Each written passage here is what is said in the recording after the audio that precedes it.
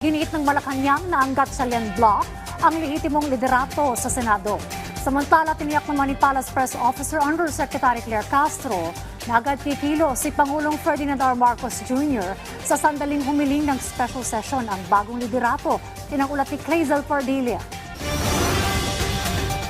Tanging si Senator Sherwin Gatchalian ang kinikilala nating liderato ngayon sa Senado. Nanindigan ang Malacanang na tanging si Senator Weng Gatchalian lamang ang kikilalanin ng administrasyon na pinuno ng mataas na kapulungan. Sa harap ito ng pagmamatigas ni Senator Alan Peter Cayetano na siyang nananatiling Senate President ng Senado. Sa kanyang Facebook Live, ipinakita ni Cayetano ang hawak ng mga libro sa Philippine Constitution, Senate Rules at Biblia. Sabi ng mambabatas, yung 3 libro na hawak ko ay nagsasabing yung legitimate Senate President, yung nahalal nung 13. Wala po yata sa Biblia kung ano yung provision, yung tungkol sa konstitusyon. ayon kay Cayetano Faction SecGen na si Attorney Jose Montales, isa sa mga pinag-aaralan ng kanilang kampo ang pagpapatupad ng dual signatory o joint certification mechanism para sa mahalagang dokumento sa Senado. Layo nitong iwasan ang posibleng pagkakaroon ng magkasulungat na utos sa loob ng mataas na kapulungan habang hindi pa nare-resolba ang issue sa liderato.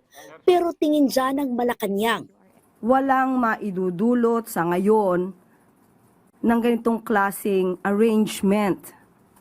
Baka mangyari na naman ang nangyari dati sa House of Representatives kung saan meron na silang term sharing agreement na hindi tinupad agad ni Senator Alan Cayetano. giit ni dating Senate President Franklin Drilon, dapat nang mamagitan si Pangulong Ferdinand R. Marcos Jr. para pahupain ang sigalot sa Senado. Sangay kasi ito ng pamahalaan na dapat ay nagtatrabaho at tungkulin anya ng Pangulo ng Pilipinas na tiyakin na buong pamahalaan ay gumagalaw. Ang tugon dyan ng Malacanang. Pangulo naman po ay hindi sarado ang pintuan sa mga ganyang klaseng mungkahi at suggestion.